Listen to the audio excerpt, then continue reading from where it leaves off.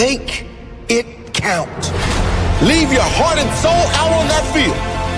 Make them remember who you are. Make them scared to ever set foot on the field with you ever again. Make them remember who you are. Joe. Can you hear me? Yeah, I can hear you. Can you hear me? Technology, it's going to be one of those technology type of nights because my screen was telling me we were live. I was muted. I heard you talk to me. The intro just came on.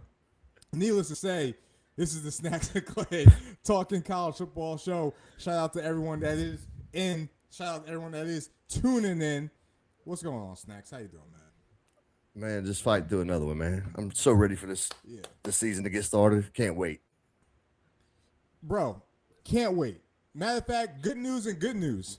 This is the last preseason show for us. Next, we got week 0 next week, right? So we may be breaking down Hawaii, Stanford. We're definitely we'll talk about TCU and everything going on in Chapel Hill as they play in Ireland. We're gonna talk about some games next week. This is the last preseason show for Snacks and Clay, though. Man, I don't think this is gonna be like. This is probably the most excited I've been for the start of a season in a long time. And that's a good thing, I guess, with all the moving parts and everything, all the stuff that we complain about. No, maybe it is it definitely makes for a more compelling offseason. That's for sure. Yeah, absolutely. Absolutely. And we're excited to talk about it. This show, just to give everyone a heads up, if you're tuning in, no matter what platform you're on, right? We'll break it down a little bit, but this is going to be, we got the remaining teams left on the wheel. Right, and if you haven't watched this show before, if you haven't watched the show before, the wheel, we do a fan base check-in on the presumptive top 25 teams at the time, right? At the time.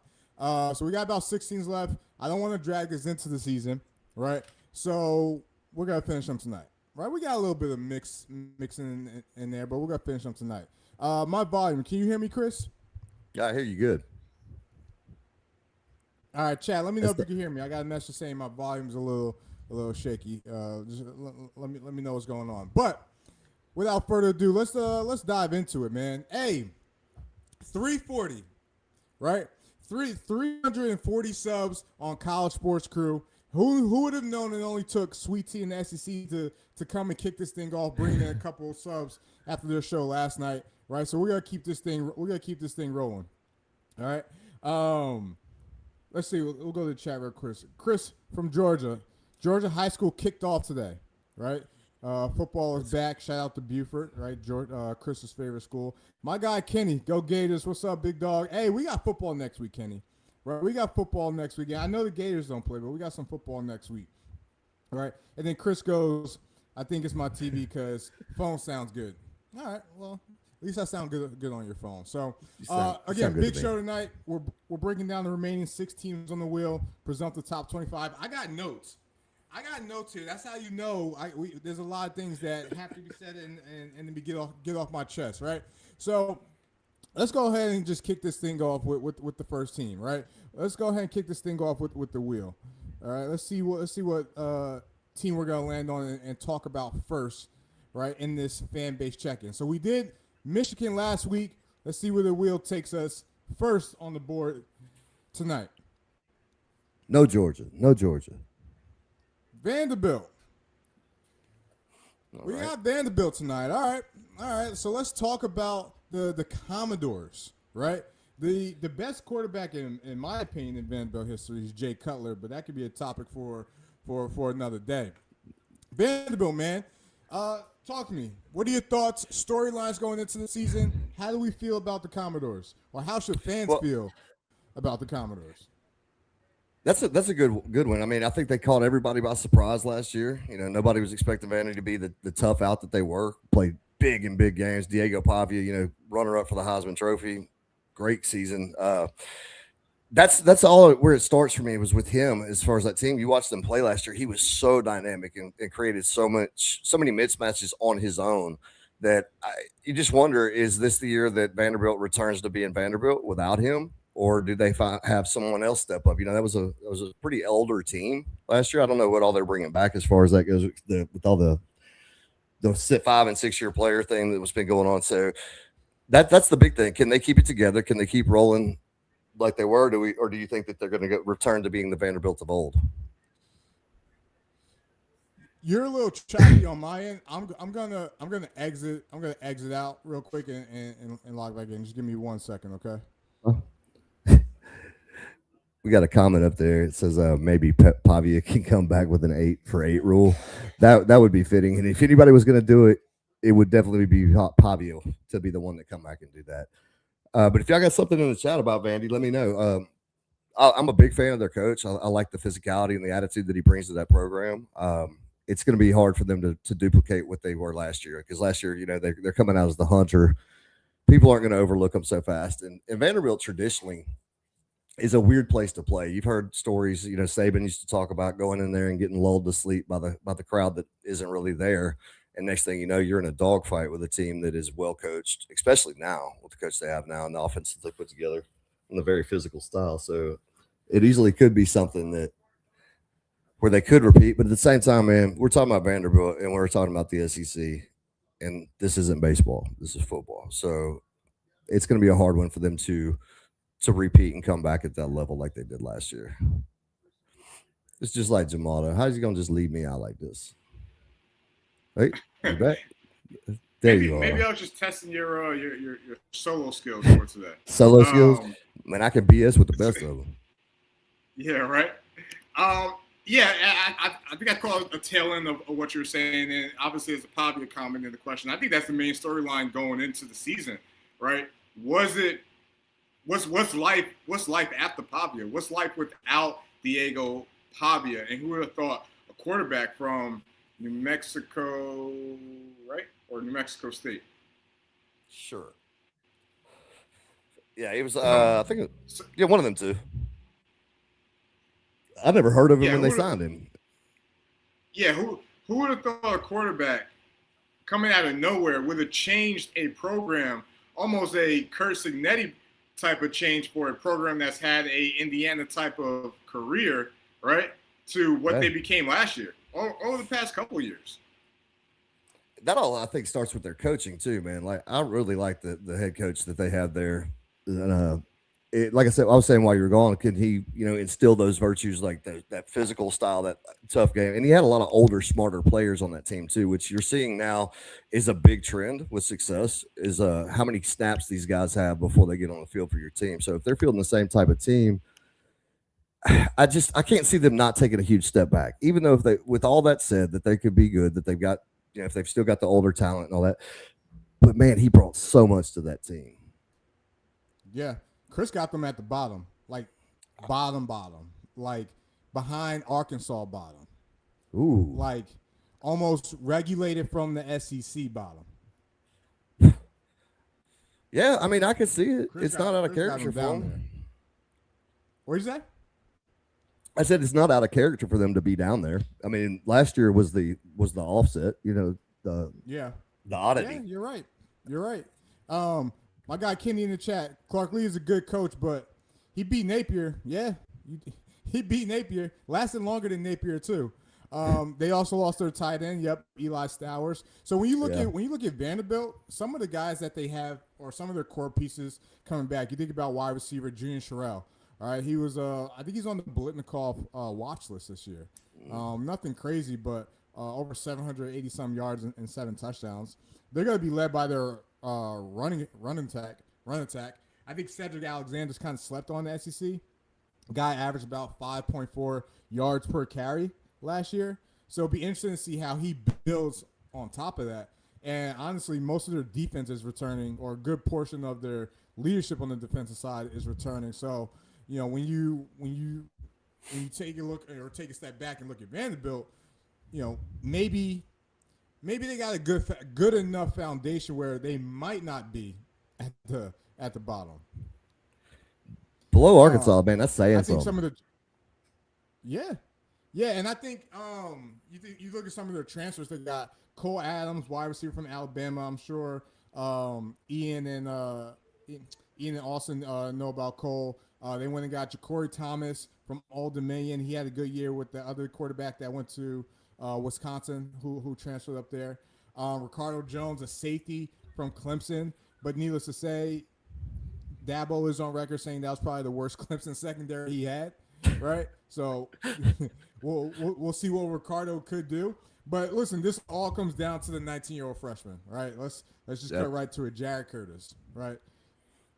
They're calling it a position a QB battle, and my thoughts on it is, if you're able to steal this guy, who's the number one quarterback, and you're able to steal him from Georgia, right? Just give him the rock. Don't even waste your time. Just give him right. the rock. If he's the guy, let him be the guy. Now, what are you trying to win this year? I mean, why would you not start the quarterback of the future unless you're in a win now mode? And let's remember, it's Vanderbilt, guys. You're going to have to build that up. Yeah, that's going to take some time. Just listen, if you're in the year where you're not going to compete, as you just said, like, listen, just rip the Band-Aid off at that point. Just rip Absolutely. the Band-Aid off, right? So Jared Curtis and Berlowitz, Blaze Berlowitz will be competing for that QB1 spot at Vanderbilt. Let's take a look at their schedule. I know, again, we talked about where Chris has them slated, right? Realistically, what is Vanderbilt? So Austin Peay, Delaware, NC State. NC State might give them trouble. I think they probably lose to NC State. And if they lose to NC State at home, they go on a run for the next games. Auburn, Georgia, Ole Miss. Auburn being your best, and then your most winnable Arkansas, game. Kentucky, Mississippi State, right? So a pretty digestible October or the middle of October. Yeah. But then you end it with Alabama, Florida, Tennessee. That's what I was looking at. I was like, that's a brutal way to end the season right there. So I mean, you're looking at maybe 1, 2, 3. Man, that might be a 3 to 5 win team. Like if you're just going off the schedule and who's got just expectations. Yeah, maybe 4 wins. Yeah, you got to get your first 3. If they're trying to be a bowl team at least. Yeah. You got to win that NC 3, State game. And you got to figure out that middle. Arkansas. You've got 2-3 game runs that are, I mean, that was Auburn, Georgia. That's your season. Yeah. That's your season. Man, it's weird how that stacked out. They didn't really do them a lot of favors. It's like you got a couple 3 easy ones, 3 games of hell, a couple middle of the road ones. Yeah. And then Greg Sankey let's was just give you all the shit. Cute little run last year. Let's see you do it again. Yeah, let's see how real you are. That's basically what Greg Sankey said to Vanderbilt. So, listen, Vanderbilt fans, you're watching this. This is a fan base check-in. Let us know what you think. How do you feel about the Commodores? Right? How do you feel about how they're going to look this year in the SEC, especially with that 9th game schedule that every team is playing? Artistically incredible. What's going on, big fella? I appreciate you tuning in per usual. Eli Cyrus was a quarterback in high school, and can you guess who his backup was? He was a former OU and Auburn cornerback. Oh, is that Jackson Arnold? Former OU. Yeah, it's got to be. Yeah, it got to be. I'm going to say Jackson Arnold. I'm with you on that. Who's now at UNLV with Dan Mullen. That's a weird way I like the way they put that. Yeah. Way to go, buddy. You got that one. UNLV, that's a wild team. I don't want to get off on them, but that's the way they put that together. I like it. I hope it works for them. I like their coach too. No, absolutely. All right, Vanderbilt fans, drop a comment. Let us know what you think. How do you feel about your Commodores heading into this season? All right. Let's get on to the next team. Again, we got 6 teams to get through. We just went through 1. Let's see let's see what the wheel has next on the agenda for us. I know Chris is waiting for Georgia to get on the board, but if so, we'll just skip to the next one. Happens. We'll just skip Georgia. It's fine. So we'll act like the red and black don't even exist. All right, let's see who the wheel has next.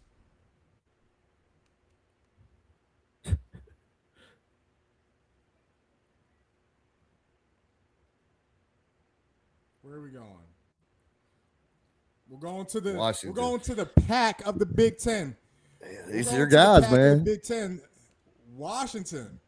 You've been hyping This is- them a lot this is this my offseason, so I'm gonna let you go with it, man. That's your boys right there. I'm just gonna Yeah, say their this- quarterback is amazing, and I love watching Yeah, them play. take a step back, Snacks. Let me cook for a second. Let me tell people why Get it. Washington is going to be the surprise team in the Big Ten. Why Washington is going to end up in the Big Ten championship. Now, I don't think they'll win it. I think they might be a year away. But let's talk about the Washington Huskies coming off that 9-4 win, especially that bowl win in the LA Bowl, right? Jedd Fisch, his teams, even now Arizona before he left for Washington, always got progressively better. Always got progressively better. Not to mention, yes, this is his third year with Washington, but this is his second year with his starting quarterback, Damon Williams, right? Who is going to be in the Heisman race.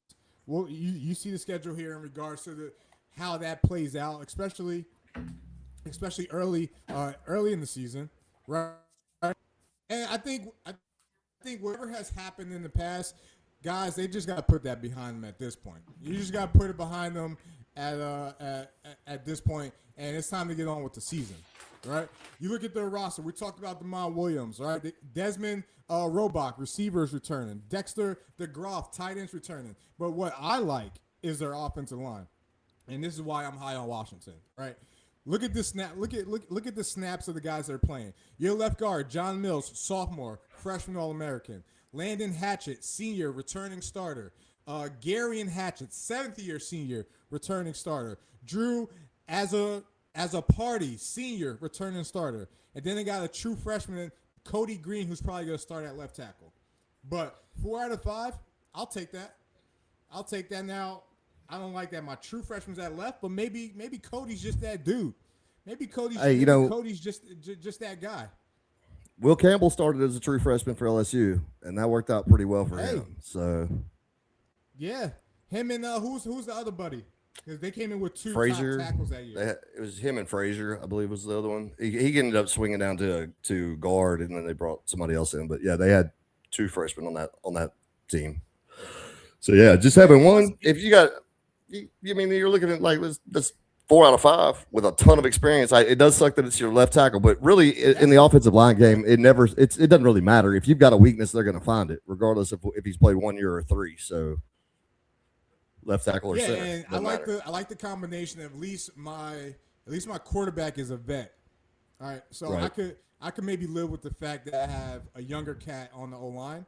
Now, if it was maybe a quarterback in his first start, or if it was a true freshman quarterback, I don't like the youth aspect at both positions, but I trust my quarterback to, 1, put us in the right protection to protect himself. 2, if you got to put a tight end over there or an H-back, right, or you got to put a running back over there to chip the edge, right, that's going to help, right? But I'm more impressed by the experience and the tenure on the offensive line out of the 4 or 5 starters, right? And, I heard PJ Fleck made a comment saying that Minnesota is the only school that has their head coach, OC, DC, and quarterback returning, right? And I'm not taking that as a shot or anything like that. But with Washington, head coach, quarterback, offensive coordinator returning, continuity, experience. We've seen this before. We've seen this formula happen before, right? So why not jump on that train ahead of time instead of waiting till we get later in the season? And none of that, if you're saying that your biggest weakness on that team is a freshman left tackle, you also got to think that quarterback, he is super athletic and handles edge pressure pretty well. So that doesn't even concern me. Unless this guy is just a dumpster fire at left tackle and a turnstile that's letting everything through instantly, I think they'll be fine with that. So I see everything you're saying there. That makes a lot of sense. And their top transfer guys, you got Emmanuel Carnley from Virginia, right? Let me check my notes. Emmanuel Carnley from Virginia, and a wide receiver from Ohio State, Bod Pegan Miller, an outside guy, 6'4". We know how Ohio State how they do with receivers, right? Now He probably left because he wanted to play, right? You look at the lineup that's there, right? But a 6'4" outside guy, right? They paid about. Think about who they just lost. For him. Yeah, they just lost Denzel Boston. Denzel Boston. Perfect So, replacement body style. I like what's brewing in the Pacific Northwest. I'm not talking about the team out west. I'm talking about the team in Seattle where they throw salmon on the weekends for fun, right? I like what Washington got going on. However, we always got to do this. Let's bring up the schedule. Because ultimately this is going to decide some things. All right, Washington State, Utah State, Eastern Washington. All right, I'm happy with that. I didn't even know they played Minnesota. Right, but week 4 is going to tell me some stuff about how I feel about my team, and then that week 5 game, and then they got a tricky Iowa game. Yeah, because then they go to Iowa. Ooh. Kinnick is rough. Kinnick is rough. That especially against that team, that defense, man. We said it before several times on the show. With Iowa, there's certain teams what you're going to get. With Iowa, it's going to be a low-scoring game. It's going to be every possession is going to matter, and they're going to stay in the game. They're definitely going to be in the game in the fourth quarter. They always are. So that is a tough game. Yeah, that's a tough 3-game stretch right there.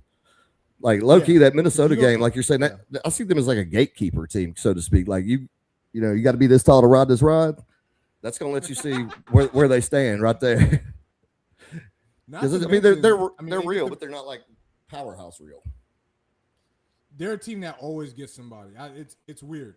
And not to mention that's your first Big Ten game. Luckily, you get them at home, right? You get them at home, and then that USC. That's more of the level of competition that you're gonna be tested in. Iowa is obviously going to Iowa, but how are you gonna score on that defense that doesn't give up a lot of points? And they don't turn over the ball, and they hold the ball forever too. Yep. And then you got Purdue, and then you got a bye week, and then you got some more tricky games. Nebraska's a tricky game. Who knows what Anthony Calandria is going to be with Matt Rule, year 4 Matt Rule. It used to be year 3 Matt Rule, year 4 Matt Rule, and Dana Holgorsen calling the offense. Penn State. Everyone talks about the easiness of Penn State. They got to go. No, Penn State comes to them. That's what they've got. 2 tough games. They've got 2 tough games. Penn State does. This being one of them. Absolutely. Michigan State, maybe a year or 2 away. Yeah. And then your last 2 games. Indiana and Oregon. You got the national champs coming to Washington, and then you got to go through your top rival in Eugene. And by the way, get off topic for a second. Week 13, usually rivalry weekend, there are some games. I mean, obviously we're seeing it now. We don't know how this is going to pan out, but if you just look at it, like there are some games with that are potentially going to have a lot of meaning, and not just your typical Michigan, Ohio State, Alabama, Auburn, Florida State, which is probably going to be a Friday night, right? But Texas A&M, Oregon, Washington. You got some games that last week this season. I like that. There are a lot of tough matchups on the back end of the season. Yeah, that is always a good thing, especially games like that they should have like playoff implications at that time too. Yeah, in a lot of those games. Absolutely. So is that who's doing the Colors Rush game? Is it somebody just announced that somebody's doing a Color Rush game? It's Tennessee and somebody Tennessee Bama that's wearing, or is it Tennessee Georgia that they're all wearing their home Sure. I just saw it. I thought I had notes on that, but yeah, somebody and I'm thinking it's going to be in that week 13 where they're both teams are wearing their home jersey. I know Tennessee's one of them. Apparently I didn't write it down. Oh yeah, it's Bama, Tennessee. If that's part of that, yeah, both teams wearing their homes. Where's that game at? I think it's at Neyland. Is that Tennessee? I could be wrong. I think so. I could be wrong on that. I know LSU goes to Tennessee. Tennessee by 6.5. Sorry, Ian Austin. All right. Ooh. Ooh, shots fired. They're catching strays over there, man. Much respect to our guys. All right, let's take a little bit break from the fan base check-in, from spinning the wheel. Listen, we got 4 more teams. We're going to be here all night. I told you I got my notes here. All right. Let's let's do a little promo real quick because I think it's important that people who are watching now, it's important for you guys to know that this Friday is the College Sports Crew big college football kickoff, right? Hosts from all the shows on the bottom are going to be there. This is going to be like the after hours cookout, playing spades, grab a beer, there's cigarette smells in the air, and you're playing country music or something like that. This is going to be that type of vibe. We just going to kick it, watch college football, come chill with us, pop a question in the chat, learn about some more shows, learn our schedule, learn what we got coming this season. It's going to be a classic. It's going to be a classic. There's going to be a lot of people stepping over each other trying to talk and get their 2 cents in, but it's going to be a classic, boss man. So here. Tune in this Friday at 8:00 Eastern time. You know, Sean over there at Pops, he always trying to put his 2 cents in so much that the government quit making pennies. Yeah, we're going to be coordinating that's going to be fun. We'll see how. Oh, absolutely. Make sure everyone's internet is working too, and that's mainly talking about me. Hey, we didn't talk about something last week. It happened right after our show. Since you're the LSU resident here at College Sports Crew, what's going on with your guy Jaden Daniels? I would like to say, but I think first we got to call his mommy and find out. You know, because apparently that's just going to be the scapegoat on this. So I've got a little different. I don't know. Maybe I'll look at this. I used to, as a kid growing up, I thought the retiring of a number was like the coolest thing. I grew up a Cowboys fan. You know, they've got several jerseys retired. Now, the older I've gotten, I've kind of changed my way on this because something Michael Irvin said, actually, he was talking about, you know, the glory of the 88 with the Dallas Cowboys, that he never wanted his jersey retired ever because that keeps him relevant. Like when he said when CD goes out there and drop a ball, that like Mike would never drop that ball. So it kept him relevant. And that made me start thinking, you know, especially with LSU, we've got 2 numbers that we pass down. Mm-hmm. If I said LSU number 18, your mind's going to go to maybe, I don't know, that's Jacob Hester. His autographed jersey's right there on my wall. Now, Jacob Hester, if you think about it, he was a really good college running back. I wouldn't call him a great top-level running back, but he had a decent little 5-year NFL career. But in college, he had that 18. That stood out. Number 7. I'll say number 7 at LSU. You've got Pat P. You've got the Honey Badger. You've got Leonard Fournette. You know, that's that tradition that keeps that number fresh, that keeps those guys alive forever. And so just to say that is to say I'm probably against, I'm not going to say against retiring a jersey, but I would rather see my jersey, if it was me, out there representing to keep that legacy alive, so to speak. Now, that being said, LSU is behind the ball on some things. You've got Joe Burrow and Jaden, that won Heisman's. There's no retirement of their jerseys. There's no statues. There's no nothing. I don't agree with that. They do need to hold those guys at a very high level, you know, put their stuff up there, something that can never be taken away, like a statue. But that being said, I don't think that Billy Cannon's jersey is officially retired, number 20 from LSU. I've never seen anybody wear it, but I don't know that it's officially retired. I've never seen a Billy Cannon statue anywhere. So the precedent has never been set that officially this happens. But not only that, but the way that he went about this is bullshit. You're going to release a statement to the media about a lawsuit that you're suing because they are giving your number to another guy. Come on, man. That is an honor that is bestowed upon you, not something you hoe around and beg for, period. Yeah. So, I mean, I will give Jaden Daniels credit for one thing. This man needs to have credit for one thing. He did something away from the game of football that I never thought anybody could ever do. This one man made one statement and by himself unified all of Twitter and every social media state. I have never seen anybody do something that pissed off everybody to the point where the meme game is off the chart. Dude, StubHub put out, like the official StubHub said they weren't going to sell in section 5 of a game without talking to Jaden Daniels. I mean, it's the memes are great. I love it. But, man, to go out there and just do this, ask for a trophy back that's not yours. The Heisman trophy that LSU gives was given to them by the Heisman. Oh, want that back. Well, it's not yours, bud. Sorry. Thanks for doing it. My name, image, and likeness. You know, you got a degree from here. You made money from here. You were nowhere. You were at Arizona State doing nothing. Yep. When you left that team, they made videos of the team throwing your shit out of your locker. Great point. You come to LSU, you have a mediocre junior season. at best mediocre.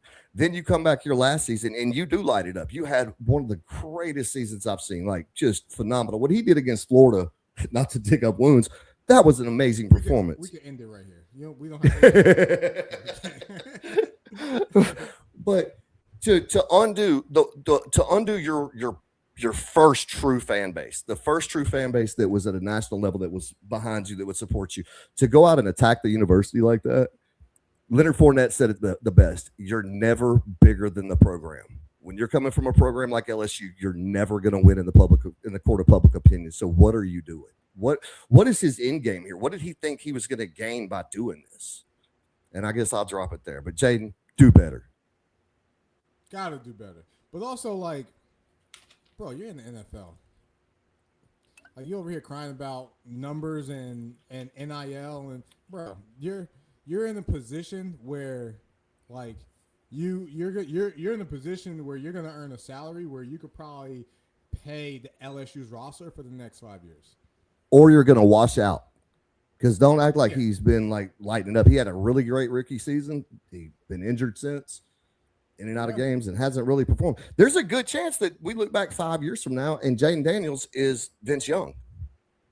Or Robert Griffin III. Even better. Same frame, same team. So and what sucks for him too is if by him doing this, and I know time heals all wounds, but you look at Vince Young after his NFL career was over, he went back to Texas, and he's a legend there.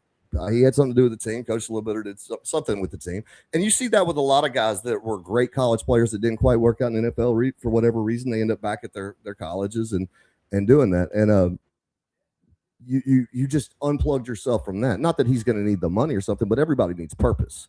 And that's what you see with a lot of players when they leave the game. They don't have that purpose anymore. So, no Vince slander. Yeah, it's a. Hold on. Leave me alone. People calling me while I'm on the show. Don't you know I'm live right now? Like, what's going on with people? Why ain't they watching? That's what you need to be doing. Why ain't you watching? You're supposed to be commenting. If you are watching, drop a comment and subscribe to. We at 340. We on the road. We on the road to 500, right? So subscribe, throw that little bell on so you get notified when we out here talking. But yeah, man. I mean, yeah, that was all in all, that was a bad look, man. Like, there was no reason for it. Like, it's not like you need money, right? And it's not like, listen, in your mind, I don't care what anyone says. If they're not retiring 9, they ain't retiring 5. Right? Yeah. Every time. If and Chris says every time I call Jamal, he ignores me. Maybe sometime. No, yeah, if they're not retiring 9, right? And if they're not spelling your name in some French accent with an X or anything like that, then you ain't getting 5 retired. I was at that game. Joe did that. That was his idea. But yeah, you're talking about going up against Burrow. You're going to lose that every time. Period. Every time. LSU hasn't had a great quarterback in so long. Burrow not only was a great quarterback, but he won everything. And it led possibly, arguably, the greatest offense in college football history. And you lost 3 games, didn't win an SEC title.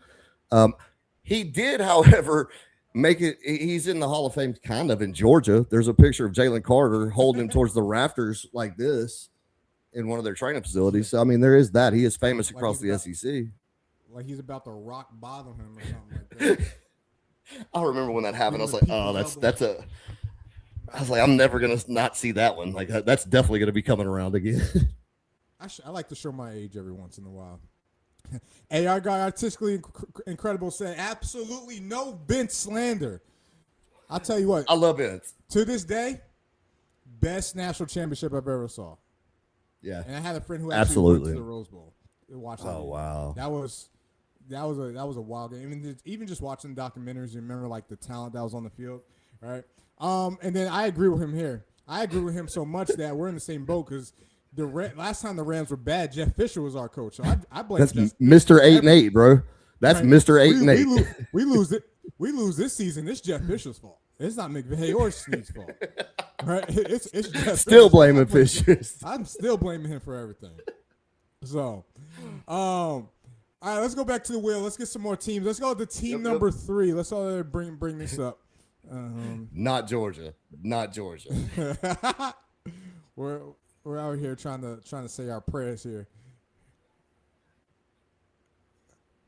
All right. Team number 3. We just did Washington. We just did Vanderbilt. Who else is next on the board? Let's talk. Let the board talk to us. As you can see, there's only 4 more. There's only but so many teams left. Oh, Miss. A fan base that has been coming after us for the past couple of weeks. I'm out here dodging strays right now. Oh, Miss. Okay. Let me put on my journalism hat for Ole Miss and kind of give them a fair fan base breakdown. Listen, Ole Miss. I'm gonna do my best. I got notes here. I'm gonna do my best, right? But we're gonna dive into Ole Miss a little bit. All right. I know Chris is happy when Ole Miss came up on the wheel. Right. They have anything going on? Anything special Miss. happening this year? You know what? I'm not here to start any trouble, cause any problems, but it's only right I go to the LSU resident and get his perspective on what's the storyline with Ole Miss coming into the season. Right, we got Winnedad, we got Pete Golden, we got Week 3 that everyone's been talking about. But truly, as we're putting on our journalism hat, we're talking Ole Miss. What's some storylines about this team coming into the season? All right, main storylines. I mean, the easy ones. How does Ole Miss deal with the new coaching staff? How can Trinidad build off of what he had last year, what he did last year, and go further? Is the defense going to be able to handle what they lost? They had some good players they brought in, but they had considerable losses. But for me, the biggest thing to me is the losses, and it's not even the players. They lost some players. They brought in some good players. They brought in linebacker out of Baylor, Keelan Thomas, I think his name. Then they got defensive end from Bama, cornerback from Auburn. Tell me about the corner from Florida that they brought in, Denison. I don't know anything about it, but they brought in good guys. The thing that I'm getting at, I know you're talking about. So I forgot his name. The thing for me is when you're talking about losses, they didn't just lose those, Prince Will and TJ, along with Deshaun Womack and one more linebacker, Yates. They lost their head coach. They lost their offensive coordinator, their tight ends coach, their wide receiver coach / passing game coordinator, their running back coach, their other quarterback coach, the slot wide receiver coach, and possibly one that nobody's talking about, their strength and conditioning coach. Like that's a lot to replace in a building. And that's the thing for me is how quick do these coaches all coming from different places come in, get everything lined up, get it together, get the team that's already, this team, the majority of the starters are probably looking at these guys like all we got to do is do what we did last year and just be better. But you're going to have different philosophies, and bringing in that much change on the coaching staff to be able to say we're going to be the same or better than last year, man, that's a tall hill to climb. I'm not saying they can't. Trinidad is arguably the best quarterback in college football. Could be. Winnedad. Some would say Winnedad. Lacey, bad man in the backfield. You can do a lot with a great quarterback and a great running back. You can go a long ways. But, man, that's a tall hill to climb when you're talking about replacing that much on your coaching staff. And not to mention your sack leader, your tackle for loss leader, and the SEC tackle leader on defense. Ole Miss fans are passionate. They say they can do it, that they're good. Not only that they can do it, that they already have, and that they're going to be better than last year. Hey, man, for your sake, I hope you're right, because there's 3 ways this goes for Ole Miss in the long run. You've got they keep going just like they're going, build it and make it run. And hey, great for them. We got another SEC powerhouse. You got what happened to LSU when Saban left, that slow burn that it just goes down little by little by little by little that a lot of people think Alabama's in right now. Or you've got the third one where it just all comes unraveled and you go back to being what you were before 6 years ago happened. So one of those 3, that's my prediction. I know which one I think is going to happen, and I think we're going to see it in the first 5 games of this year. But we'll see. Time will tell. Time will tell, and it's going to tell early. We'll dive into this here in a little bit. But the Pete Golden era. Listen, this one thing. Listen, we've been going after. Some will say on purpose. Some will say for entertainment. Some will say it's just natural conversation. But we've been talking to Ole Miss fans for the good, the bad, and the ugly, right? I got nothing against them. I love them. They're passionate. I respect their passion, right? Ole Miss, you got my respect. This is the Pete Golden era. All right. However you want to feel about that. This is the Pete Golden era. Now, Trinidad, Kyron Lacey. Kyron or Keywan? Keywan. I think Kyron. Kyron, God rest him. God rest his soul. Keywan Lacey. Naturally, after coming off that type of season, emotionally, physically, what the potential and the upside is, naturally, as an athlete, you're going to feel like, oh, I got to run it back. So how much of that are they going to be maybe pressing? How much of that are they going to be living up to what the expectations are, or having to feel like they have to prove someone in Baton Rouge wrong, or they have to prove to America that they're not just a one-year team, right? Naturally, that's going to seek in, and do they press or do they stay the course, right? I think, yes, the film is out on Trinidad, like our guy Kenny said, and he's playing in the top league in college football, right? And by all means, like, he's not going to catch people by surprise.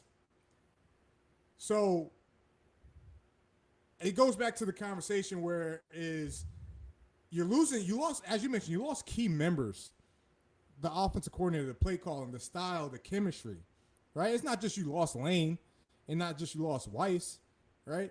You lost the Heart, the soul, relationship, the mind. the quarterback coach relationship, how you're coached, what you're built on, what makes you tick, what do you like, what do you don't like, right? How they're going to call a game, right? And you have to rebuild that. Now, I'm not saying it can't be done, and I'm sure they're trying to prove people that it is going to be done, but there's a lot of expectations put on Ole Miss that they've never experienced before, and I'm just curious how it's going to pan out. I have no dog in the fight. So Ole Miss fans can come at me all they want. I don't care. I have no dog in the fight, right? Will I troll a little bit if the shoe fits? I'm not a big fan of your head coach, right? I would never do that. Now, I would never troll on Ole Miss fans. You got my coach twice last year in John Summerall in Florida, right? Yeah. But we'll see you after the LSU week, right? So we'll see how it all pans out. We'll see how it all's going to pan out. Some key transfers that they got.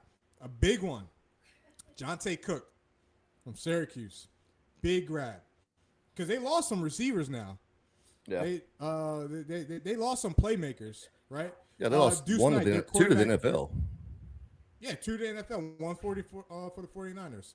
I forgot his name. Yep. He was number 1 last year. Trey Harris was one, and the other one had he had a weird last name.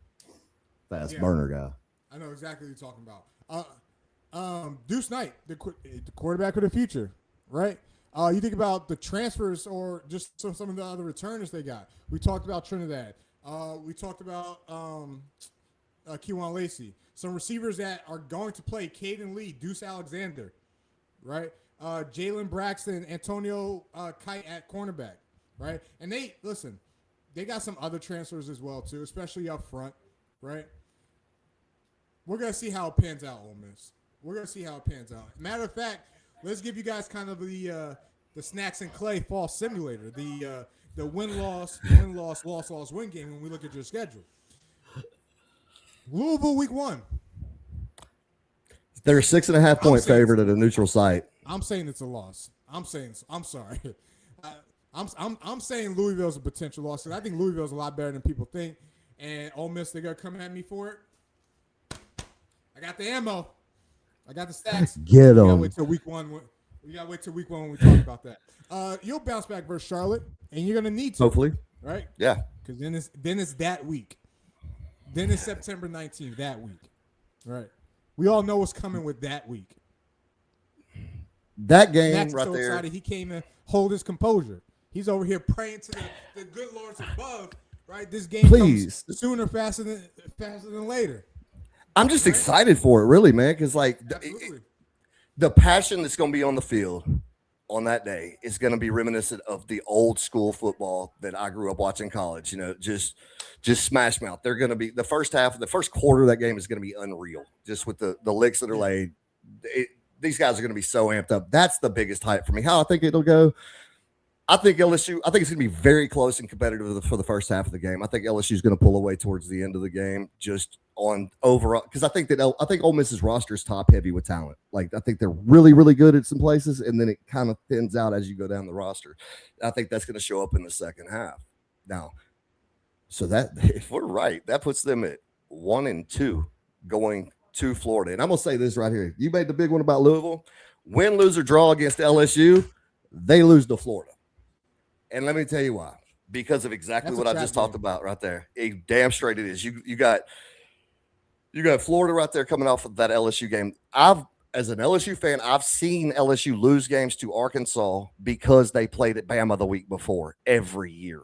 And just coming off of that emotional high, being able to get up for a team that you think that Ole Miss, no doubt, thinks that they're going to just walk all over Florida. If you look at last year's teams, they should, but it's a different year and different teams.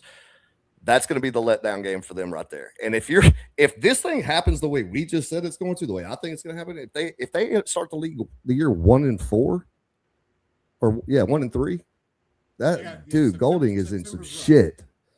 Yeah, September's rough. And then you got Vanderbilt, right? So you got Louisville, Charlotte, LSU, Florida, Vanderbilt, Missouri. Who knows what Missouri is going to be, right? At Texas, Auburn, Georgia, Oklahoma, and then you finish the season on an easier slate. If Ole Miss could just survive, if they can get to that Vanderbilt game,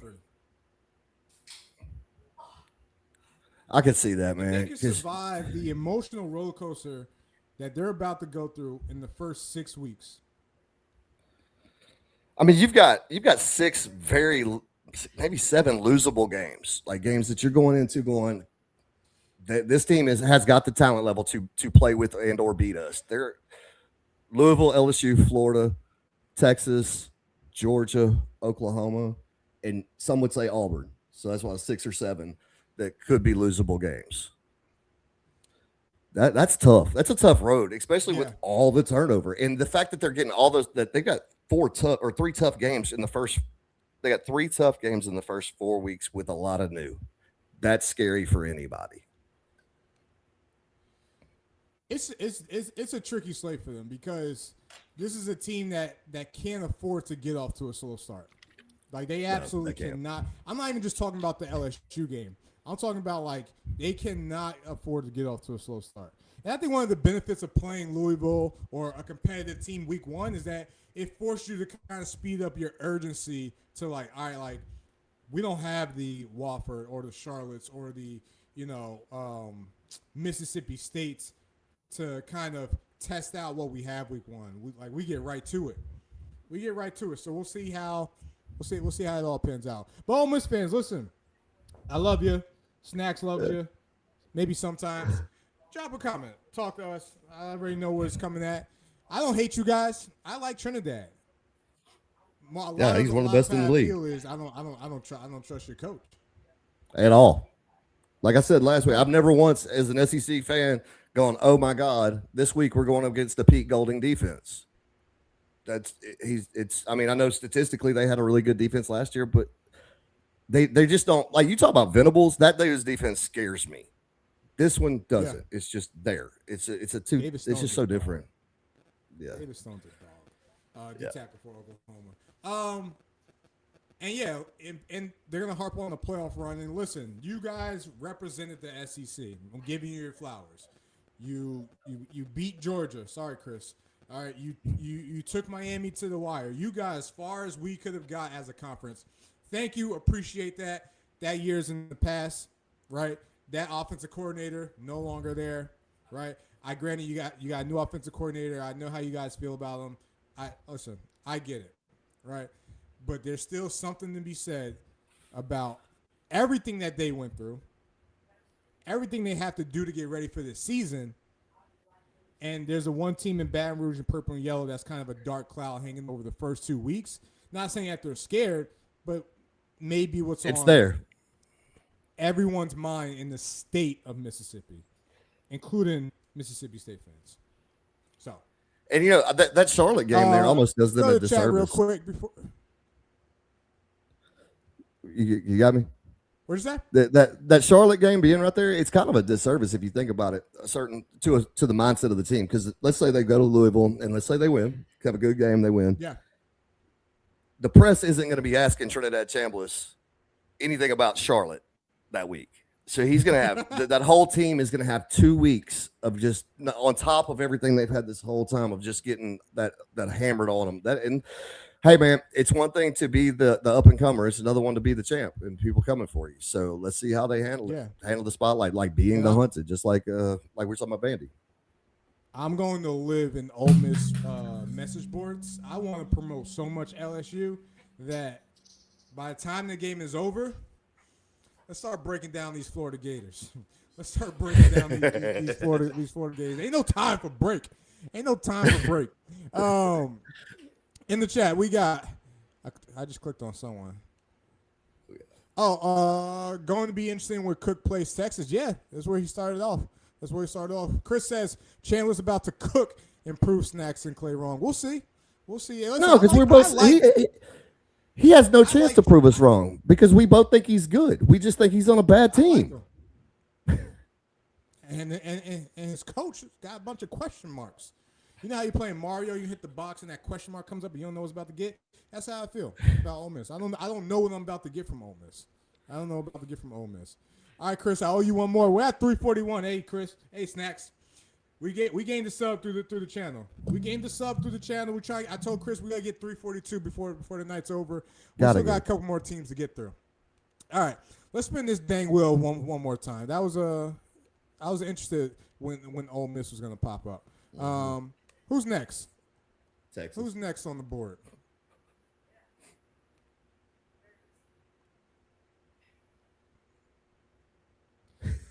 Alabama.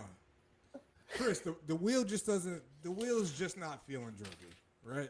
I promise. There's nothing this is totally randomized. There's nothing I could have done to set this up. I wish there was, because it's making for good drama, right? I'm loving it. Maybe. Let's go to Alabama. Hey, listen, we talked a lot about Alabama, so I don't want to kind of repeat, a lot what's been going on. But main storyline, I think we all know it, is the quarterback battle. The most anticipated quarterback battle in the SEC and college football, and that is Keelan Russell, Austin Mack. Who starts? Who's going to carry and hold the weight of Kalen DeBoer's future in Alabama? I think we all know who should start, but is the offense prepared for that guy to start? Also with the pressure that DeBoer's under, I just think he's going to go with the guy he brought with him, at least to start the season off. If it's flat or something, he might bring the younger kid in. But that's where I've been kind of leaning towards on this. Just looking at the grand scheme of things, coaches like what they know, especially in the pressure situations. Comfortability, right? Absolutely. So see, I mean, you got Austin Mack's been in the them. system longer, by a year, maybe. Yeah, by a year, right? He was recruited to go to Washington and then went to Alabama. So it's saying something if they do go Keelan Russell. It's saying to me that Kalen DeBoer, not that he doesn't like Austin Mack, but if Keelan Russell's really that dude, listen, it's a business now. You gotta put, I do trust DeBoer to pick the right guy. Austin, facts have no feelings. The name of my third book. Facts have no feelings. Right? Love it. Kalen DeBoer. Listen, does he even make the call? Right? If he goes Austin Mack, is he playing it safe, or is he, or if he goes Keelan, is he doing what he feels is right versus what he thinks the Alabama fans want? I'm going to give him the benefit of the doubt on this and just go, he's going to pick the right quarterback. If you look at what he's done, he's always had a good quarterback. So I'm just going to trust him. If he pick whichever guy he goes with, I think is going to be the one that's best for the team. And he gets that much from me. Like, I think a lot of him as a coach. I know people bash me on here because I don't think he's going to work at Alabama, but that doesn't mean I think he's a really good coach. He's proven it. I mean, he's won everywhere he's been. He's going to win at Alabama too. I don't know that he can win all the way and take it there and make their fans happy and all that. But he's always done good with the quarterback position. So I'm going to trust him on this one. We're going to see how it pans out. Another guy that's been good with picking the right quarterback. Some of the key returners, Ryan Coleman, Williams, even changes or hyphenated his last name.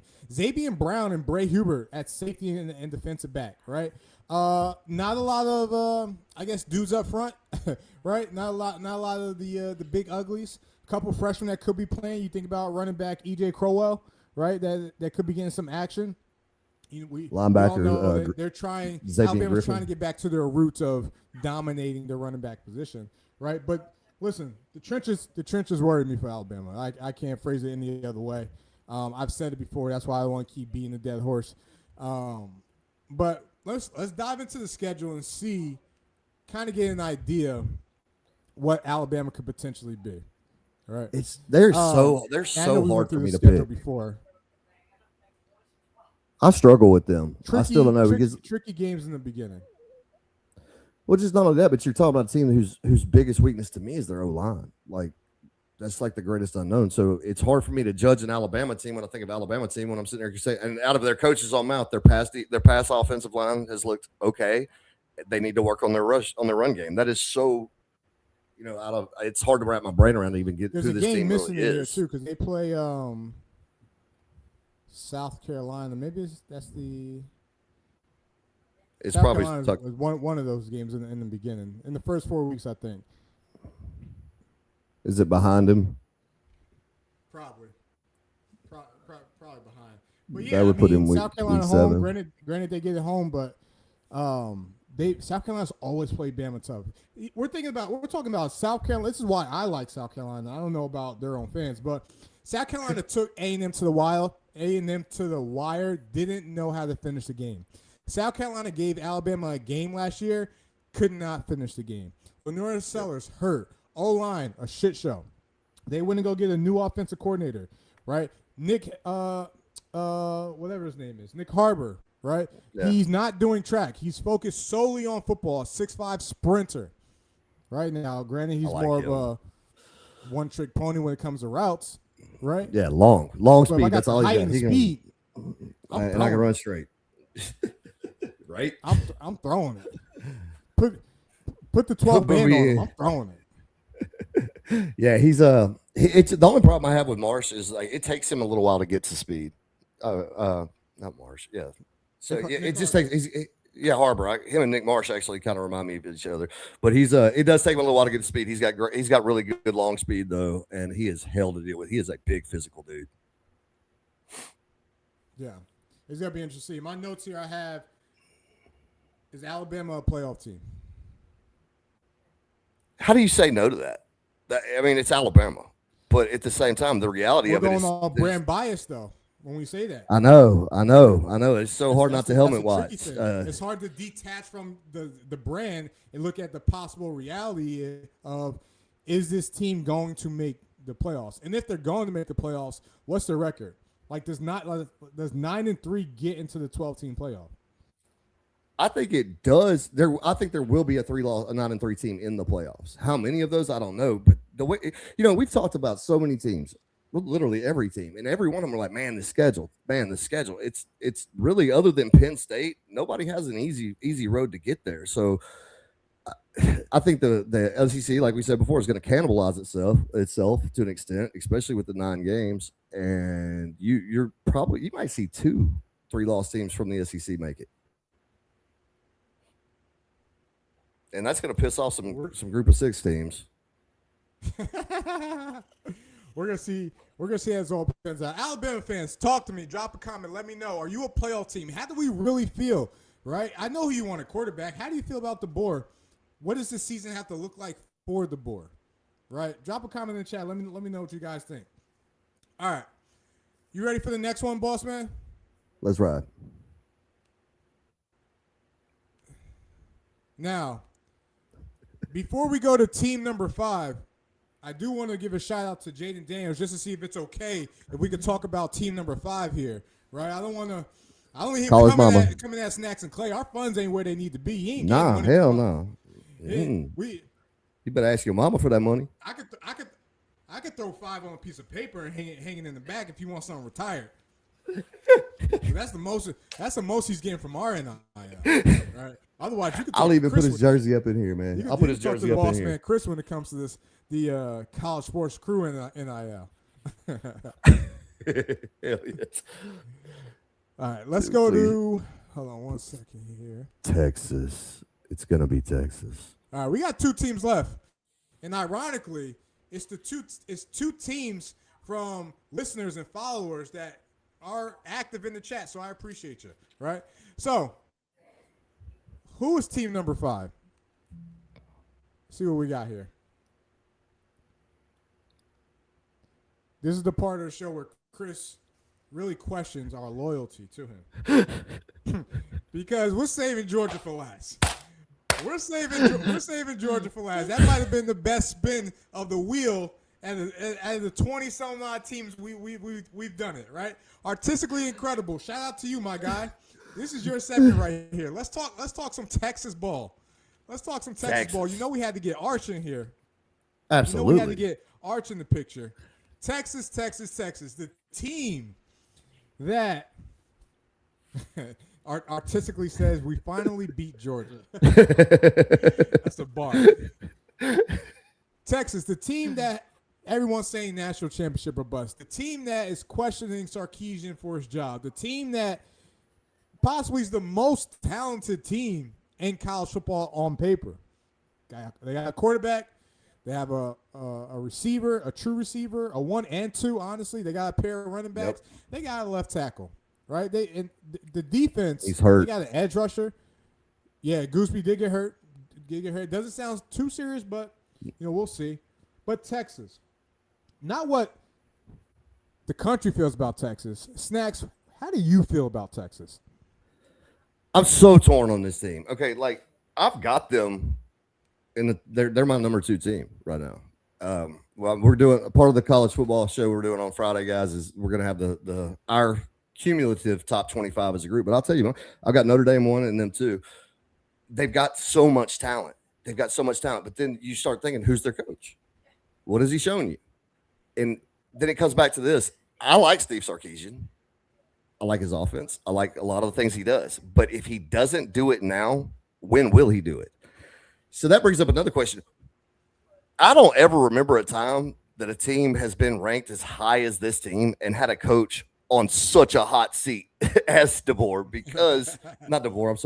as Sark, because of the fact you do have all the talent. You've got everything. You've got Arch Manning. You've got receivers. You've got the defense. You got it. It's right now. So I really do think it's national championship or bust for him. But I don't think if they don't, let's say they make the playoffs and they lose out in the second round, are you going to fire that coach? So that's such a tough spot to be in. I mean, I don't see Stark as a liability by any means, but man, it's hard to win the damn thing. But he should really and truly. Barring injuries, he has no excuse not to win it this year, or at least be in the game. I think one of the things with Texas also is that we've seen Sarkisian get tight in those big games, yep. Right? I'll give you a perfect example. I'm trying to think of the years. It was back-to-back years. Long story short, it was back-to-back playoff seasons. Similar concept where late in the game, actually no, it was the SEC championship versus Georgia, and it was the semifinals versus Washington. Ironically, when Kalen DeBoer was there, really came down to the last drive versus Texas, and Sarkisian will call a great game, and then when it gets close, when it gets tight, he becomes very vanilla, very predictable, and his play calling doesn't make sense, right? I'll take you back to the Washington game where he just threw fade balls 3 plays in the row. Didn't connect on any of them. weren't favorable to gaining yards, and it seemed like he was just taking a shot to take a shot. Right? That's a lazy call too in the red zone. At that point in the game, lazy call. You need that game to win. And then Georgia in the SEC championship, they were battling back on the way of making the comeback. And again, same concept, just calling fade balls. Ironically, it was kind of the same concept. So I've seen him when it got tight, when the pressure was on, as a head coach, because different as an OC, all right? But as a head coach, it just felt like he got tight in those types of games, all right? He has everything this year, everything. And I'm not putting the national championship buzz tag on him, right? But if not now, then when? If not now, then when, Texas? Yeah, Right, what else drop do a you? comment. What Let me else know- could you let me know what you possibly guys need to think. win it? What else could he possibly need to That's win the real question. That's the And- what else do you need? You have a pass rusher that can be dominant and is a closer, right? You have a left tackle when healthy. You have not just one wide receiver. You have two receivers. You got a pair of duos at running back. You have a quarterback, right?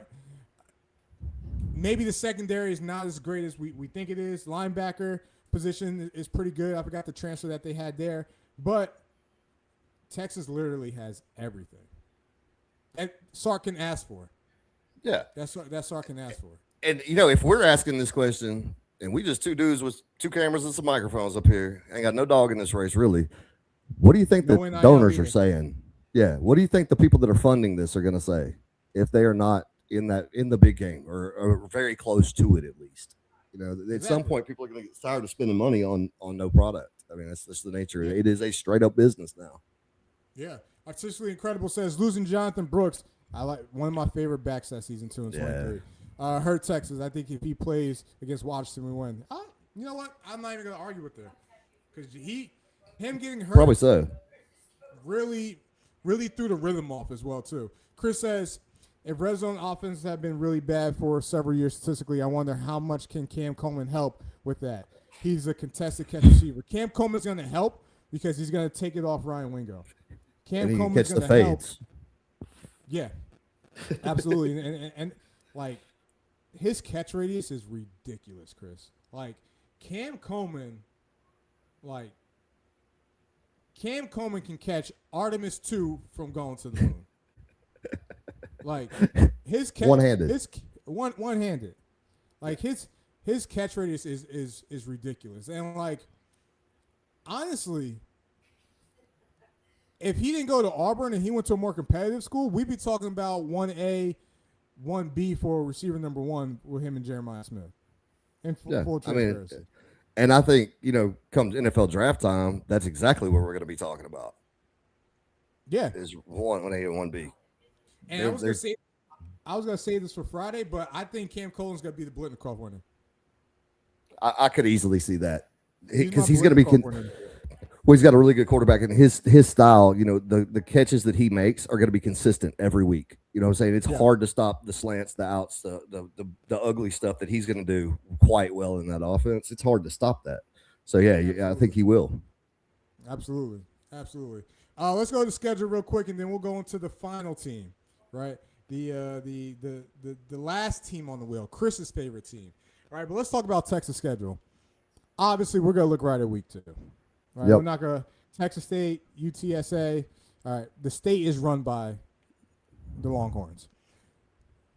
That second week, honestly, might be starting to brew up a little bit more interest for me in regards to, especially with the new rankings that came up, and honestly, hearing now how many people are high on Ohio State. In fact, that they're number 1. Tennessee is going to be a tricky game. I think they could get by, but like we know how we all talking about Auburn and Jordan Hare. Like Tennessee is wild. Neyland's a weird Neyland place. is wild, man. Wild. And then they have actually beginning of October they got a stretch. They got Tennessee, Red River, Florida, Ole Miss. Back half a little easier. I really just look at LSU and A&M. Yeah, I mean that's a very those are going to be. that schedule's not hard for them. You could see a scenario where they run this. They could do it. They're talented enough to do it. Yep. Me personally, I think that they're going to lose. I just got this weird feeling that they're going to lose to Ohio State, but I think they're the better team. That's probably the Sarkisian factor right there kicking in. And if I look at what I've got, if I look at what I've got booked for LSU, I've got LSU winning that game, but losing some other ones that they probably shouldn't. So they're probably a 1-2 loss team going into the playoffs. Yeah, I think they're definitely a playoff team. Oh, absolutely. Now, again, everyone asked the question: is SEC going to win the title? Do we get an SEC champ? Do we get an SEC team in the Natty? And everyone's looking at Texas. I get a little hesitant, just because of recent history. I get a little hesitant with Sark and Texas and the hype. Is Texas back? I heard Texas is always back. I heard a while. I don't even want to say it's a take, but it could be a reality. I heard there's a chance Arch actually comes back after the season, which would be, I mean, not really wild, but just to think that like the Manning bloodline would rather you develop, and he doesn't need the money. No, he doesn't. He's the quarterback of Texas. He doesn't need them. He's the oldest grandson for Archie Sr. He doesn't need the money. But they want to make sure he's set for success. I'm not surprised. I could see him coming back too. NFL's not. He's gonna get drafted. Yeah, No matter when he comes back. I don't see a reason for him to come back because think about it. If he plays this schedule, they win. They go 10-2. They make a playoff run. In Sark's offense, how much better are you really going to be ready, NFL ready? You know what I'm saying? Like if he has a 10-win, big playoff run, all that, how much more development can he really have? I mean, he would have had a full year, 2 years in the system. I mean, 3's better than 2, I guess. But man, at some point, you start the risk analysis of it. Is it worth NFL money? College money is not NFL money. I mean, it's still good, but it's not NFL money. And at some point, you're trying to get to that level and be there. I would say if you have a decent year, you don't stay, you're not hurt, anything like that. Don't have the Nussmeier season that from last year. Go out there and do what you're supposed to do. If he plays this year the entire season like he played the back half of last season, there's no reason. There's no reason to come back. Yeah, he'll go. But I did hear his reality, and I was like, I'm not even surprised. Andre, what's good, boss man? Our guys in the chat. He said he's fading Ohio State. That's going to be an interesting game, man. I think we're going to learn more. This is call me crazy. We're going to learn more about Sark in that game versus Texas. Yeah. Especially with how they played at the shoe last year. Like, I think we're going to learn more about Sark that game than the team. Chris goes, can't say something and not be judged. That's debatable. No. I like Cam Coleman better than Smith at Ohio State. I just like watching Cam more. Yeah, I think Cam's about to have the year he's been wanting to have. He hasn't had a quarterback in 2 seasons, or since he's been in college, right? As far as him or Smith, that's just what do you like better? Do you like the contested catch guy that's going to go up and get everything? You like Julio or AJ? You like Julio or AJ? Oh, he's going to like AJ. That's the only good receiver they've ever had. It's the only receiver they ever had. Honestly, well, that Pickens guy was pretty good. They don't face Sark Daddy, so good for Texas. Yep, they don't face Georgia. I'm sure he's happy about that. I would be fine with 10-2. Artistically, I don't blame you. I could see 10-2, brother. I could see 10-2. I mean, they're definitely obviously a playoff team, so I don't doubt there. And he says as long as we make the playoffs and we're healthy, I'm with you, man. I'm curious. I think how Texas that should be realistic for every SEC school. If you're a 10-2 team and healthy, that's the best you can ask for right there. Absolutely. 342. Shout out to my guy Chris. I told you we were gonna get it, even if we have to go past an hour before we get to the Georgia. We're gonna get 342 on our way to 500.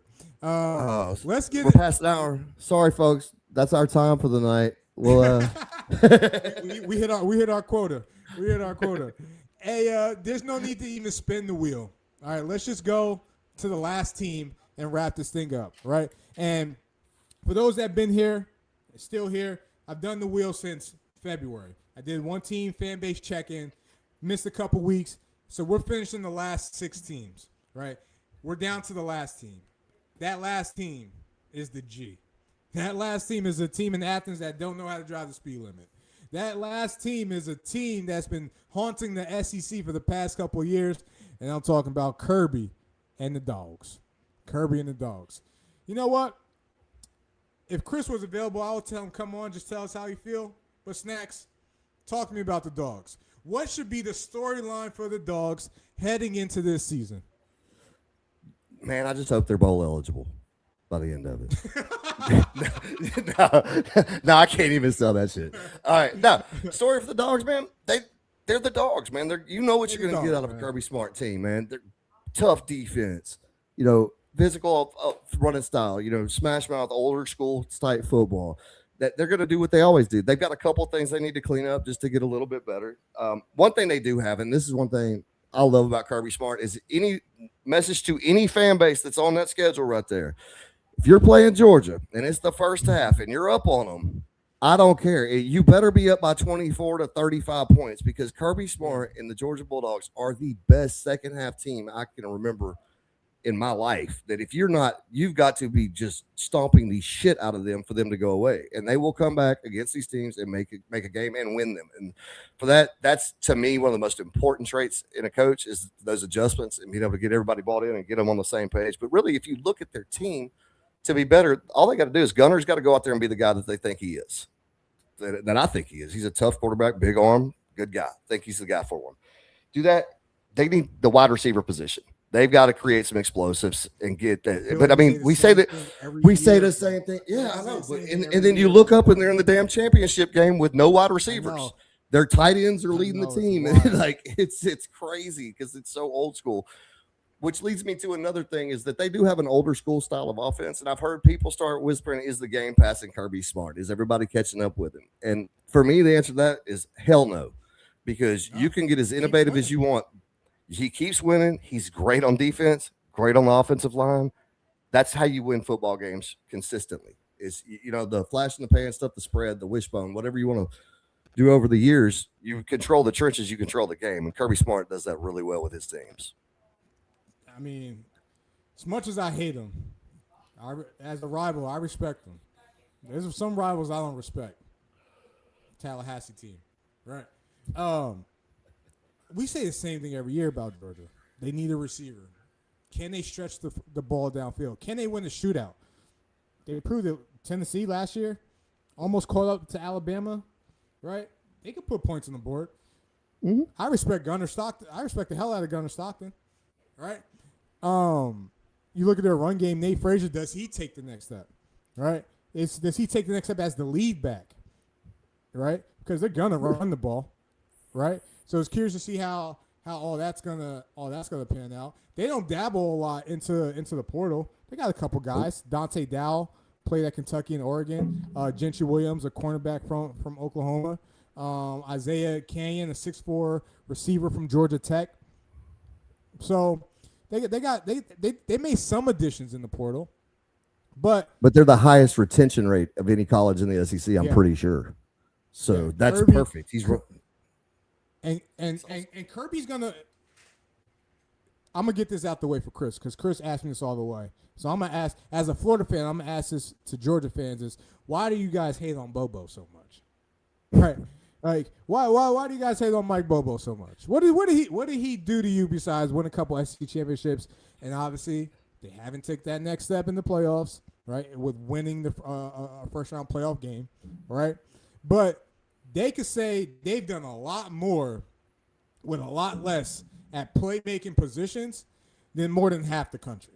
I don't care what anyone says. What if they have to live in 12 or 13 personnel and force you to play their style, right? Like Chris said, you're going to have to get up on Georgia quick and force them to play a fast-paced, clock management, high-tempo, score-quick type of game. Even so, they still prove that they could beat you. Tennessee. Yeah, right? And you got to keep your foot on the gas the whole time against them. You cannot let up. They get some momentum, and they're coming for you, period. Absolutely. Every time. Absolutely. Now, regardless of team, regardless of enemy, I respect any team that has a good secondary. As a former DB, I respect any team that has a good secondary. KJ Bolden, Ellis Robinson, I think they were all SEC when the thing came out. But I'm a big fan of KJ Bolden. I thought he was slim coming into college. Played as a true freshman though, one of the top safeties in the country. Buford, he was with that Dylan Raiola Buford team. KJ Bolden is a dog, bro. Is a dog. So much I had to put him on the graphic. I had to throw him on the graphic. So the slight frame used to bother me a lot for secondary for any player, especially guys playing safety. But nowadays you're seeing it so often and it's working. So you don't have to hit back there. You're not allowed to hit anymore. So I guess it works. Yeah. Now I want to give a shout out to our guy Chris. He does a show Talking Dogs on here at College Sports Crew. Usually comes out on Wednesdays. All right. So anything particular specific to dogs, he's the guy. He's the guy. But we'll dive into the schedule a little bit. I'm just curious in regards to Georgia and what Kirby is going to do to make sure his team is ready in the playoffs to actually take that next step. Right? Because you ran into a Notre Dame team, but some bad luck. Beck got hurt. Gunnar Stockton wasn't necessarily ready. Last year, Ole Miss, they should have won that game. But that's they had them. Yeah, you're just giving Ole Miss fans ammo at that point. So it'll be interesting. Before we dive into the schedule, let's get back to the chats a little bit. Plus, we avoid playing in the SEC championship at risk players getting hurt. Artistically talking about Texas. Andre says, "What do you think's holding Sark back so far in these big games?" Yeah, that's a great question, man. I talked about him getting tight, but I don't know, man. Like, where's he feeling the pressure from? I guess is the question. Because that's the only reason why you get tight. He's his own worst enemy in those situations. Yeah, I mean, his head? Apparently he is. I guess so. Because I mean, you don't ever see a Texas team come out and look flat. Really, they come out ready to play, and yeah, that's usually a sign of good coaching and everything. But yeah, it's the big moments. But maybe that's just who he is. Maybe he's a really, really, really, really, really good coach, but not great. I mean, you see it in the fight game a lot. You see guys that they're the number one contender forever, but they're never the champ. Maybe that's who Sark is. I mean, keep in mind they almost lost to Arizona State 2 years ago in the first round. Yeah, they did. Yeah, they did. Which is wild. Great game. With Sark, yeah, what a game. what a game that was. With Sark, there's some.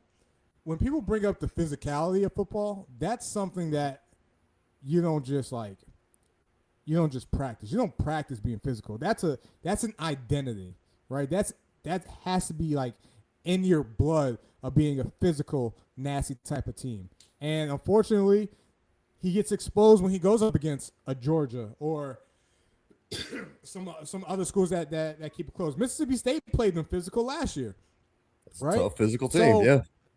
That's why I'm curious. That's why I'm going to be curious to watch. Like, how physical are they that Week 2 game versus Ohio State? Right? Is Sark going to be more aggressive in his play calling, smartly aggressive, right? Not just calling dumb stuff. But we'll see. Texas is always a hot topic. Cam is one of them ones, my guy. You're right, man. Arnold, Peyton Thorne throwing him like Cam Coleman. I'm excited to watch for Cam. I'm excited to watch him play against Evan Sanchez too from Ohio State, the sophomore cornerback they got. Mm-hmm. That's gonna be a battle. He's gonna have several really good matchups this year. He's gonna have several tough top tier matchups. He's gonna open up the field for Ryan Wingo so much on like those slants, those digs, those like in breaking routes, and he could just take to the crib. Like that's gonna be a duo to watch. That's gonna be a duo to watch. Ryan Wingo and Cam Coleman. Word is the secondary is absolutely killing this fall. Yeah, you're right, Chris. I've been reading the same thing. Secondary is way ahead of schedule. To say, way ahead of schedule. And he definitely wants to clip this promotional piece you on TikTok as well too. Dre says basically he's calling Sark the Dustin Porter. Oh, bro, no, man, don't talk about my boy Dustin, man. I've rolled with him in the past. Dustin had the belt, he had the interim, but like you got Rich Franklin that could beat everybody, but the Spider. I mean, it's that Tito Ortiz couldn't get past Circle. There's a lot of them. Leave Dustin and Diamond out of this, man. Off limits. Yeah, absolutely. It's gonna be bad. All right. And then I gotta give a special shout out, a big shout out. My brother's in the chat. My brother Anthony is in the chat. What's going on, boss man? How you doing? Bama needs Saban back. He's an Ohio State fan, by the way, but we won't judge him. Bama needs Saban back there. Yeah, but that's not happening. That's not happening. Who knows if Kalen DeBoer is going to last? They need a Dan Lanning type. Lanning's not leaving Oregon, but they need someone who's partly crazy and not all there. Well, you know who they're talking about. You know who they're already talking about for that job? Who? Lane. Oh, yeah. No, you don't want Lane. That's you what. No, you I leave feel like Lane Lane's more, alone. Lane's fits more LSU than Bama. Lane see fits that. more LSU than Bama. Like I said when they hired him, Lane's ratchet, we ratchet. Let's go be ratchet together. Hey, it's I the hear perfect match, man. I hear you. Let's dive into the schedule a little bit, then we'll get out of here. I got my notes here. Georgia, Tennessee State, I believe, West Kentucky, Arkansas. Listen, they're going to get through those. Sorry, Bops. They're going to get through those games pretty easy. Oklahoma, first real test at Georgia, though. Oklahoma has a brutal road schedule, bro. They go to Michigan, Oklahoma, and Florida. Oklahoma this year. Damn. Good luck. Mississippi State, Tennessee, Vanderbilt. We know about that last game in October. Ole Miss, Missouri, South Carolina. Hey, Chris, I'm going to be honest. Y'all don't have a hard schedule. Y'all don't have a hard schedule. So when we talk about longevity and nutrition and being at your best when it comes to the playoff, if it don't happen this year, I don't know what to tell you, boss man, because y'all don't have a hard schedule at all. Not at all. I mean, they've got games Ole Miss are- down there. But They got the you Ole look Miss at- you game, look and at then some it of the- kind of trails off after that. But that's what I'm saying. You don't get like a lot of stackable games. Like you'll get Tennessee and Vanderbilt. You'll get Oklahoma and Mississippi State, right?